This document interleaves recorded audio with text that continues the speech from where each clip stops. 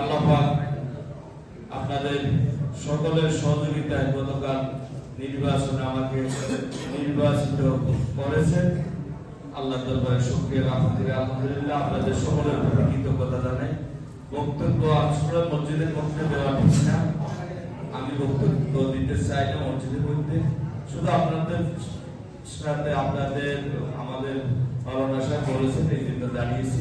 আপনাদের কাছে দোয়া চাই, আমার জন্য দোয়া করবেন। আর আমাদের নেত্রী দেশনেত্রী বেগম খালেদা জিয়ার জন্য আমরা নামাজের পরে মিলাদের ব্যবস্থা করেছি, আপনারা সবাই থাকবেন, ওনার জন্য দোয়া করবেন। বীরস্বরবাসীর জন্য সবাই দোয়া করবেন। আল্লাহ যেন আমাদের বীরস্বর সকল মানুষকে সকল রকমের ষড়যন্ত্র থেকে, বিপদ আপদ থেকে হেফাজত করে, সমগ্র বাংলাদেশকে সকল ষড়যন্ত্রের হাত থেকে আল্লাহ যেন হেফাজত করে। সবাই দোয়া করবেন। আমাদের নেত্রীর জন্য দোয়া হবে, দেশের জন্য দোয়া হবে, আপনারা থাকবেন।